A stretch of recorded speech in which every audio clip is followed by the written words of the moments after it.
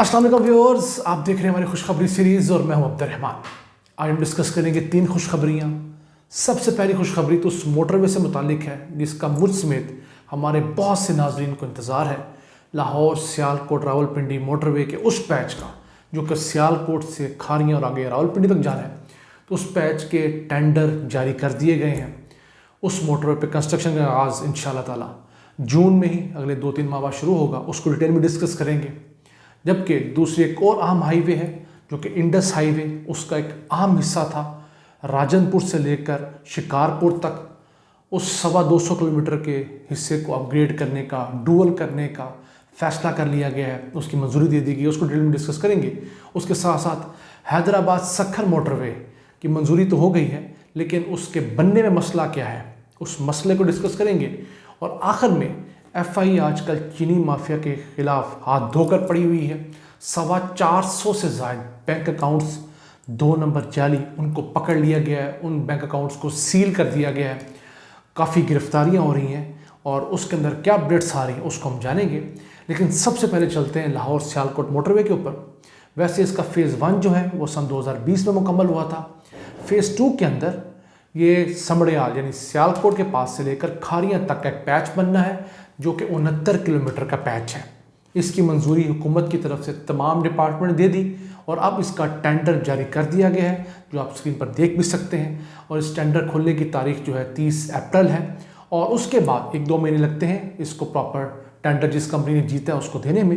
तो उम्मीद है कि जून सन 2021 के अंदर ये मुतल्लिका कंपनी को दे दिया जाएगा और जून में ही इसके ऊपर काम का आगाज़ हो जाएगा। और अगले 2 साल यानी कि सन 2023 के जून तक ये जो पैच है फ्रॉम सियालकोट टू खारियाँ ये मुकम्मल हो जाएगा। उसके बाद गुजरावाला का लिंक भी शुरू होने लगा है। वो लिंक जो कि इस सियालकोट मोटरवेज को गुजरावाला के साथ जोड़ेगा, वो 14 किलोमीटर तवील लिंक है और उस पर 4 अरब 26 करोड़ रुपए लागत आएगी। वो लिंक जो है पंजाब हुकूमत बना रही है। ये वाली मोटरवे जो है ये BOT built operate transfer mode के ऊपर प्राइवेट सेक्टर बनाएगा और उसके ऊपर जो लागत है 43 अरब 38 करोड़ रुपए का तखमीना लगाया गया है। इसके बाद एक अहम पैच सिर्फ रह जाएगा जो कि खारियाँ से लेकर रावलपिंडी तक है। जब ये मोटरवे मुकम्मल हो जाएगी यानी कि लाहौर सियालकोट रावलपिंडी मोटरवे मुकम्मल होगी, तो ये लाहौर इस्लामाबाद मोटरवे से शॉर्ट रूट होगा इस्लामाबाद जाने का, क्योंकि इसकी टोटल लेंथ जो होगी वो तकरीबन 300 किलोमीटर होगी। जबकि लाहौर इस्लामाबाद मोटरवे जो उसकी लेंथ है 375 किलोमीटर है। तो 75 किलोमीटर का एक वाया समझ लीजिए तकरीबन 1 घंटे की मुसाफत कम हो पाएगी इस मोटरवे के जरिए। तो जिस फ़ेज़ 2 का टेंडर जारी किया गया है वो 4 लेन मोटरवे होगी, 2 रोया जाने के लिए और 2 आने के लिए। और इसके ऊपर भी हुकूमत जो है अपने पास से सिर्फ ज़मीन खरीद कर देगी, प्राइवेट सेक्टर जो है सारे पैसे लगाएगा और फिर प्राइवेट सेक्टर जो है वो टॉल लगाकर उसके पैसे वसूल करेगा।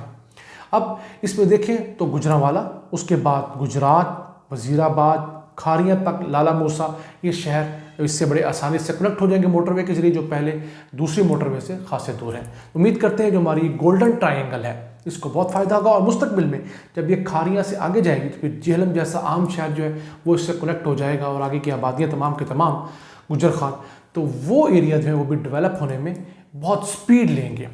तो ये मोटरवे आप रवां दवा इंशाल्लाह ताला हम उम्मीद करते हैं कि अपने वक्त मुकर्रर पर ये मुकम्मल हो, ताकि हमारे उन भाइयों को जो कि GT रोड पर मकीन है, जो GT रोड के शाहिशी हैं, उनको भी सफ़र की सहूलियात आसानी से मिल सकें। इसके बाद डिस्कस करते हैं हैदराबाद सक्खर मोटरवे का लिंक रह गया है, वरना कराची से लेकर पेशावर तक की मोटरवेज मुकम्मल हो चुकी हैं। तो वो तकरीबन 300 किलोमीटर का एक पैच है, उसके ऊपर 300 अरब के करीब खर्चा आना है। तो वो प्रॉब्लम ये आ रही थी कि पाकिस्तान में पब्लिक प्राइवेट पार्टनरशिप अथॉरिटी का कानून नहीं था, जिसके तहत इतने बड़े 300-400 अरब रुपए के प्रोजेक्ट पे प्राइवेट पार्टी आके सारे पैसे लगाए। तो लोग उस पैसे लगाने को हिचकिचा रहे थे, कोई आ नहीं रहा था। तब हुकूमत ने फैसला किया है कि वो पब्लिक प्राइवेट पार्टनरशिप अथॉरिटी का बिल मई के महीने में यानी कि 2 माह बाद लाया जाएगा पार्लियामेंट के अंदर, उसको पार्लियामेंट से मंजूर करवाया जाएगा। फिर चूँकि ये कानून बन जाएगा तो फिर इसकी फिजिबिलिटीज़ मुकम्मल है, इसकी काफ़ी सारी ज़मीन खरीद ली गई है। तो फिर जब इसके टेंडर किए जाएंगे तो बहुत सारे लोग अपने पैसे को सिक्योर फील करेंगे, इसके ऊपर काम का आगाज़ होगा। और ये तकरीबन 33 महीने का प्रोजेक्ट है, 3 साल से थोड़ा कम, 3 माह कम। तो ये भी 33 महीने में मुकम्मल हो जाएगा। उसके बाद फ्राम कराची टू पेशावर और उसके बाद आगे तोरखम तक जो है इंशाल्लाह तब तक ये मोटरवे का जाल बिछ जाएगा। लोग अपनी गाड़ियों पर 120 किलोमीटर फी घंटा की रफ्तार से कराची से लेकर तोरखम तक सफ़र कर पाएंगे। हमारी तिजारत बढ़ेगी, सेंट्रल एशिया को हमारी एक्सपोर्ट्स बढ़ेंगी, उनकी पाकिस्तान के ज़रिए जो ट्रेड है वो आसान हो सकेगी, उनकी कॉस्ट कटिंग होगी, उनको भी खुशी होगी और हमें भी फ़ायदा होगा। इन अल्फाज से चलते हैं आज की दूसरी अहम जो खुशखबरी थी, वो थी इंडस हाईवे, जिसको बड़े अरसे से आहिस्ता आहिस्ता अपग्रेड किया जा रहा है। तो उसका अहम पैच था राजनपुर से लेकर शिकारपुर, 250 किलोमीटर, 222 किलोमीटर एग्जैक्टली कहें तो इसको रीवैम्प करने की और अपग्रेड करने की बाकायदा तौर पर जो हाईएस्ट हुकूमती फोरम होता है एक्निक, वहाँ से मंजूरी मिल गई है। ये तकरीबन 44 अरब 70 करोड़ रुपए का प्रोजेक्ट है और ये भी 3 साल में मुकम्मल होगा। और इसके अंदर होगा क्या कि मौजूदा इंडस हाईवे को अपग्रेड किया जाएगा और इसके साथ 2 लेन्स, दोनों तरफ एक लेन ऐड की जाएगी और इसको पूरा 2 रोया कर दिया जाएगा, यानी 2 लेन्स जाने के लिए और 2 लेन्स आने के लिए। उसके बाद इस रोड पर ट्रैफिक जो है उसका कंजेशन कम होगा, ट्रैफिक हादसा कम होंगे और ये शॉर्टेस्ट रूट है from Peshawar to Hyderabad and Karachi. 450 kilometre ये शॉर्ट रूट है और वैसे इसकी जो टेंटेटिव डेट दी जा रही है इस तमाम रूट को पूरे को जब रीवैम्प और अपग्रेड कर लिया जाएगा तो सन 2027 तक, यानी भी 6 साल और लगेंगे, जब ये पेशावर से लेकर कराची तक टोटल डबल हो जाएगी और रीवैम्प हो जाएगी। तो इसके बाद चलते हैं आज की तीसरी और आखिरी खुशखबरी की तरफ। तो वो है शुगर माफिया के खिलाफ FIA बहुत फ़ाल है। उन्होंने एक्शन लेते हुए 40 अफराद के खिलाफ मुकदमात दर्ज किए हैं, जिनमें से 7 को गिरफ्तार कर लिया गया है। 424 बैंक अकाउंट्स को ट्रेस किया है, उनको फ्रीज करवा दिया गया, जिनके अंदर 70 अरब रुपए की ट्रांजैक्शन हुई है, मौजूद हैं इनमें पैसे, उन तमाम को सील कर दिया गया। और जिन लोगों पर शुकूक व शुबहात है उनको 30 मार्च तक 2 दिन का टाइम दिया गया है, वो आकर FIA में अपनी सफाई पेश करें, अपने तमाम बैंक अकाउंट्स की डिटेल लेकर आएँ। पाकिस्तान में है, पाकिस्तान से बाहर है, किसी और के नाम पर रखा है, उनकी प्रॉपर्टीज़ जो हैं, शुगर माफिया तमाम का तमाम। इसमें बड़े बड़े ब्रोकर्स हैं, बड़े बड़े डीलर्स हैं, जो कि व्हाट्सएप ग्रुप के जरिए या ऑनलाइन बैठकर एक दूसरे के साथ मैनिपुलेट करते थे, चीनी कीमतों को बढ़ाते थे। बड़े बड़े गोदामों में चीनी ज़ख़ीरा की होती थी, अपने ही लोगों के ज़रिए एक आवाज़ निकाल दी जाती थी कि जनाब 3 दिन बाद चीनी की बोरी में 500 रुपये का इजाफा होने लगा है। तो लोग अपनी बोरियां रोक लेते थे, मार्केट में शॉर्टेज हो जाती थी, कीमत बढ़ती थी। यहाँ तक है कि लाहौर के बारे में कहा जाता है कि पूरे लाहौर को अगर चीनी सप्लाई करने वाले बड़े डीलर्स की बात की जाए तो 4 बड़े डीलर्स हैं जिनका पूरे लाहौर शहर की चीनी की सप्लाई पे होल्ड है।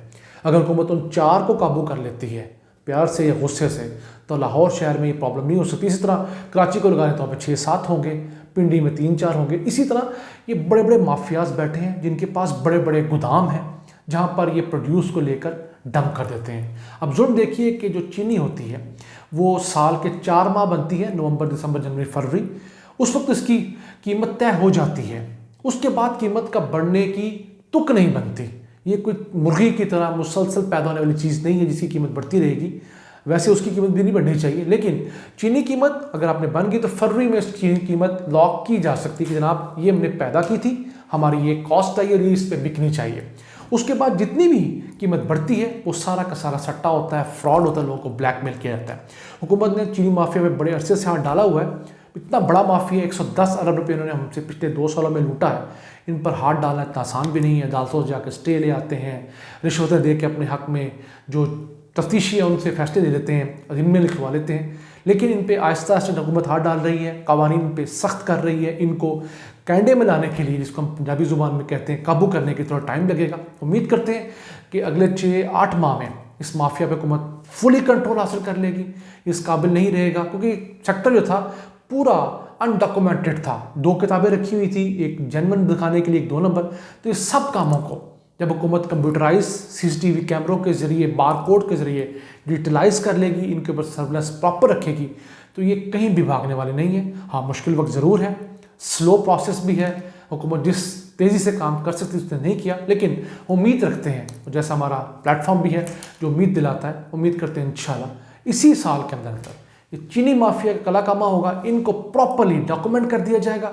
फिर ये किसी तरीके भी, किसी कानूनी सुकम के ज़रिए मुझे और आपको लूटने में कामयाब नहीं हो सकेंगे। इन्हीं अल्फाज के साथ अपने मेज़बान अब्दुर्रहमान को इजाज़त दीजिए और अल्लाह से दुआ गो रहिए कि वो पाकिस्तान पर अपनी रहमतें और बरकतें नाज़िल फरमाता रहे। अल्लाह ने के बाद।